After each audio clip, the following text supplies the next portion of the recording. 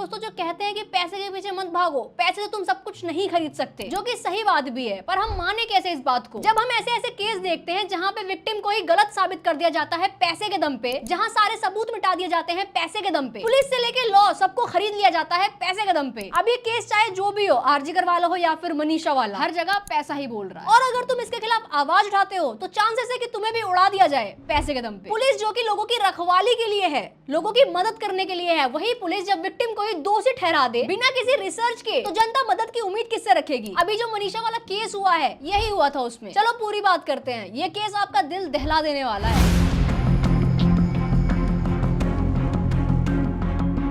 एक 19 साल की साधारण सी लड़की जिसकी किसी से कोई दुश्मनी भी नहीं थी, उसके साथ इतना सब हो जाना, वो भी इतनी गंदी तरीके से, बहुत ज्यादा शॉकिंग है। और इस केस को ज्यादा लोगों तक पहुंचने ना देना, बात को दबाना, ये सब देख के मुझे ऐसा लग रहा है कि इन सब के पीछे कोई बहुत बड़ा या तो पैसे वाला है या फिर कोई अधिकारी वगैरह, क्योंकि ये सिस्टम इस केस को दबाने के पीछे क्यों लगी पड़ी है इतनी शिद्दत से। न्यूज वालों को भी जिस तरीके से इस केस को कवर करना चाहिए वो भी इसको कवर नहीं कर रहे हैं। इसीलिए दोस्तों आप सभी लोगों से उम्मीद है कि जितने भी यूट्यूबर्स वीडियो बना रहे हैं इस टॉपिक पे, प्लीज उसको बहुत फैलाओ, जितना फैला सकते हो, चाहे वो मेरी वीडियो चाहे किसी और यूट्यूबर की हो। मनीषा जो कि हरियाणा के भिवानी से थी और एक स्कूल में टीचर थी। रोज की तरह 11 अगस्त को भी वो अपने घर से स्कूल जाने के लिए निकलती हैं एंड उसी दिन वो अपने पापा को कॉल करके बोलती हैं कि पापा नर्सिंग कॉलेज है पास में, मैं उसका फॉर्म लेने जा रही हूँ करके, और वो फॉर्म लेने कॉलेज की तरफ चली जाती है। अब जैसा कि मैंने बताया और जितने लोग बता रहे हैं कि बहुत सिंपल साधारण सी लड़की थी, तो जाती अपना काम करके घर आ जाती, लेकिन शाम हो गई और वो अभी तक घर पहुंची ही नहीं थी। तो मनीषा के घर वाले चिंता करने लग गए। ऑफ कोर्स कोई भी करेगा भाई, जब तुम्हारी लड़की कहीं इधर उधर जाती नहीं है और सडनली वो इतने टाइम तक घर से बाहर है, तो इंसान के मन में आएगा कि कहाँ रह गई, अभी तक आई क्यों नहीं। उनके दादाजी परेशान होकर के बस वाले के पास गए जिस बस से वो डेली स्कूल जाती आती थी। तो बस वाले ने बताया कि आज वो कह रही थी कि उसको फॉर्म लेने जाना है, तो शायद फॉर्म लेने गई होगी और इसीलिए शायद लेट भी हो रहा होगा। पर शाम के 4:30 बज गए थे, वो अभी तक घर पे नहीं आई। दादाजी परेशान होकर के उनके पिताजी को कॉल किए कि अभी तक बच्ची घर पे नहीं आई है, पता करो कहाँ पे है। मनीषा की जगह कोई भी हो जो इतने टाइम के लिए घर से गायब हो जाएगा तो घर वाले ऑफ कोर्स परेशान होंगे। मनीषा के पापा भी परेशान होकर के इधर उधर उसको ढूंढने लग गए। फिर शाम को करीब 6 बजे मनीषा का कॉल आता है। 10-15 सेकंड का फोन कॉल होता है जिसमें मनीषा की आवाज नहीं आ रही होती है और उसके बाद मनीषा का फोन स्विच ऑफ हो जाता है। एंड में बहुत ज्यादा परेशान होकर के जब मनीषा के पापा पुलिस वालों के पास जाते हैं तो गेस करो पुलिस वाले क्या कहते हैं। किसी के साथ भाग गई होगी, 2-3 दिन में खुद वापस आ जाएगी और इन पे ही ब्लेम कर दिया कि तुमने ठीक से ढूंढा नहीं होगा आसपास, तुम ढूंढो मिल जाएगी। हेल्प करने की जगह दुनिया भर का ज्ञान और इल्जाम दोनों लगा दिया। और ऐसा भी नहीं था कि मनीषा के पिताजी उसको ढूंढते हुए आइडल कॉलेज ना पहुंचे हो, वो कॉलेज भी पहुंचे, वहाँ के गार्ड से बात भी करी, अपनी लड़की का नाम भी बताया कि इस नाम की कोई लड़की यहाँ पे आई थी क्या। और जब वो रिसेप्शन में पहुंचे तो उन्होंने देखा 2-3 लोग हैं जो कि नशे की हालत में पड़े हुए हैं। उनको थोड़ा डर हुआ भाई कि यहाँ पे ऐसी हालत हो रखी है, कहीं कुछ हुआ तो नहीं है। कोई भी डरेगा नॉर्मल इंसान। उन्होंने तुरंत 112 पे कॉल करके पुलिस को बुलाया और बोला कि सीसीटीवी फुटेज देखो, पर कॉलेज वालों ने मना कर दिया कि हम तो नहीं दिखाएंगे। 6:26 पे मेरी घंटी बजी, उसका कट गया। फिर मैंने 6:26 मतलब पूरी नहीं हुई थी, कुछ सेकंड बची हुई थी, मैंने उसके साथ अपना फोन उठाया, साथ ही साथ कॉल किया तो फोन बंद था। कल रात में उसका फोन 12:04-5 के ऊपर ऑन हुआ है, उसके बाद बंद हो गया है।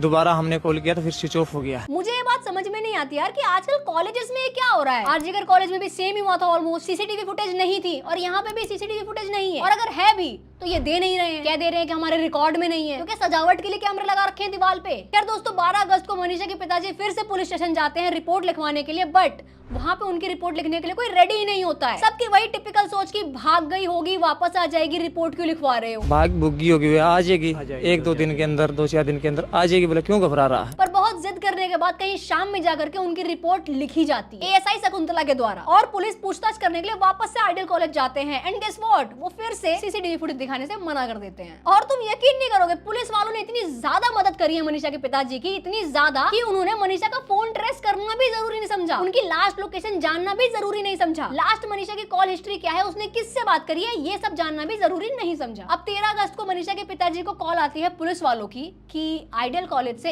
1 किलोमीटर दूर एक बॉडी मिली है, आकर के आप वेरीफाई कर लो कि कहीं ये मनीषा तो नहीं। और अनफॉर्चुनेटली वो मनीषा की ही बॉडी होती है, बहुत बुरी हालत में, इतनी खराब हालत में उसकी बॉडी मिलती है कि देखना तो छोड़ो, तुम लोगों को सुन के रोंगटे खड़े हो जाएंगे। पूरा फेस जला हुआ रहता है, पूरा फेस, गर्दन जुड़ी है बॉडी से बस हल्की सी, मोस्ट प्रोबेबली डाला गया था उनके ऊपर ताकि बॉडी डिकम्पोज हो जाए और नेक पे फिंगरप्रिंट के निशान ना दिखे। अब पूरे गांव में हंगामा मच गया कि भाई वो लड़की जिसको किसी और से मतलब था नहीं, अपने आप से मतलब रखती थी, अपने घर चलाने से मतलब रखती थी, उसके साथ इतना ब्रूटल कुछ कैसे हो सकता है। पोस्टमार्टम को मैं पढ़ नहीं पाया, इतना यानी भीतर के ऑर्गन गायब है। सच्चाई तो ये है उसकी बच्चेदानी गायब है, उसकी किडनियां गायब है। 1-2 किलोमीटर के अंदर अंदर ऐसा क्या हो गया कि आसमान से अपराधी उतर गए।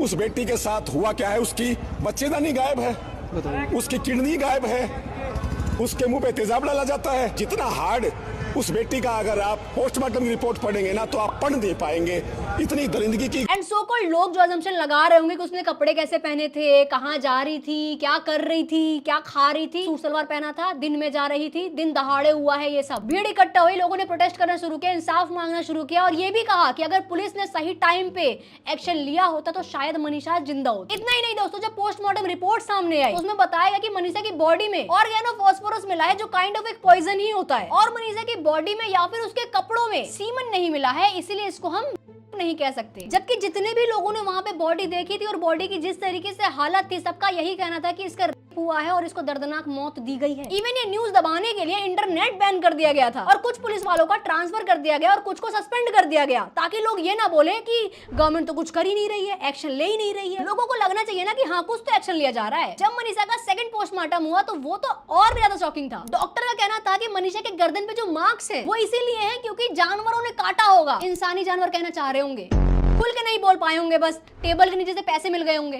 जितना इस केस को घुमाया जा सकता था उतना घुमाया है। फिर ये भी कह दिया कि मनीषा ने सुसाइड किया है। वो लड़की जिसको नर्सिंग करनी थी, आगे की पढ़ाई करनी थी, अपने घर वालों की मदद करनी थी, इनके हिसाब से उस लड़की को एकदम से ख्याल आया कि चलो जाते हैं। मनीषा के पापा मानने को ही राजी नहीं थे कि उनकी लड़की कर ही नहीं सकती और कोई रीजन भी तो नहीं है ना। शरीफ थी, इतनी शरीफ थी, उसने उन इसी बुरी हालत करी है, इतने वो करी है, भी करे है, उसमें रिपोर्ट में नहीं आ रहा है। मनीषा के पापा ने तो ये तक बोल दिया था कि जब तक असली कातिल नहीं पकड़ा जाएगा तब तक मैं अंतिम संस्कार नहीं करूंगा। एंड सडनली दोस्तों 18 अगस्त को पुलिस क्लेम करती है कि उनको मनीषा का एक नोट मिला है, एक लेटर मिला है और सोर्स पता है क्या था?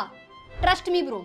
क्योंकि उनके पास मनीषा का नोट लेटर जो भी था सडनली कैसे प्रकट हो गया? क्या जब था तो पहले क्यों नहीं दिखाया? असली क्रिमिनल को बचाने के लिए सडनली मनीषा का लिखा हुआ लेटर आ गया। लोगों का इतना प्रोटेस्ट करने के बाद गवर्नमेंट ने बोला कि इस केस पे सीबीआई जांच होगी और एम्स में थर्ड पोस्टमार्टम होगा। पर दोस्तों जहां तक मुझे लगता है 2 बारी पोस्टमार्टम ऑलरेडी हो चुके थे और दोनों ही एक दूसरे से बहुत ही अलग हैं। या तो अंदर अंदर पैसे जा रहे हैं या तो कोई और बात है। अब बात क्या है हमें नहीं पता। एक पोस्टमार्टम में कहा जा रहा है कि मनीषा ने कीटनाशक खाया है, पॉइजन खाया है और दूसरे पोस्टमार्टम में कहा जा रहा है कि मनीषा की बॉडी के अंदर के ऑर्गन गायब है। पुलिस ने अगर टाइम पे एक्शन लिया होता तो शायद ये सब नहीं होता। बॉडी देख करके ही लग रहा था कि रेप हुआ है, रेप के बाद मर्डर हुआ है, लेकिन ये बात छुपाई जा रही है। दोनों पोस्टमार्टम रिपोर्ट आपस में ही कंफ्यूजिंग है। एक में लिखा हुआ है कि मनीषा की सलवार फटी हुई थी और नाड़ा खुला हुआ था एंड ये भी कि मनीषा ने फाइट करने की कोशिश भी करी थी। और जो कहा जा रहा है कि मनीषा ने पॉइजन लिया था, तो अगर इस एंगल से देखें तो जहाँ बॉडी मिली है वहाँ पे ना पॉइजन का रैपर मिला है ना कोई बोतल मिली है। अब कुछ समय बाद ये भी बोल देंगे कि मनीषा ने रैपर भी खा लिया होगा। इस केस को इतना ज्यादा घुमा दिया है कि अब उनके पिताजी अंतिम संस्कार भी कर दिए, उन्होंने भी हार मान ली। अब पता नहीं उनको धमकी दी गई है या फिर क्या हुआ है, क्योंकि जो इंसान पहले कह रहा था कि मुझे मेरी बेटी के लिए इंसाफ चाहिए तभी मैं उसका अंतिम संस्कार करूंगा, वो सडनली ऐसे कैसे चेंज हो सकता है? हमने जो कमेटी ने फैसला लिया है सारे समाज को इकट्ठा देख करके अपने हित में ही लिया है और कमेटी का फैसला ये है कि हम अपनी बेटी का संस्कार हिंदू रीति रिवाज के साथ मान सम्मान के साथ करेंगे और प्रशासन अपने काम पे लगा हुआ है, हम उनके काम से संतुष्ट हैं। एंड गाइस मैं बताना भूल गई कि एक पोस्टमार्टम रिपोर्ट में ये भी लिखा हुआ था कि मनीषा के घुटनों में चोट लगी हुई थी, बट उसने तो सलवार पहनी थी। अगर घुटनों में चोट लगी है तो सलवार फटना चाहिए या फिर घुटनों की तरफ से गंदा वंदा होना चाहिए। ऐसा कुछ नहीं हुआ था। बहुत ज्यादा घूमी हुई चीजें हैं कानून की नजरों में, क्योंकि हमें तो साफ साफ दिख रहा है और हुआ है। आई डोंट नो मनीषा को अब कब इंसाफ मिलेगा, बट आई ट्रूली वांट्स कि जल्दी से जल्दी मिल जाए, क्योंकि हर साल किसी ना किसी के लिए इंसाफ मांगने लग जाते हैं हम। पता नहीं वो इंसाफ कब मिलेगा। वेल दोस्तों, इस वीडियो को ज्यादा से ज्यादा लोगों तक शेयर करना, पहुंचाना, क्योंकि न्यूज वाले तो नहीं पहुंचा रहे हैं। तो आई होप कि आप मेरी वीडियो पहुंचा दो या फिर किसी यूट्यूबर की वीडियो पहुंचा दो, बट लोगों तक पहुंचाओ ये बात। Thank you so much.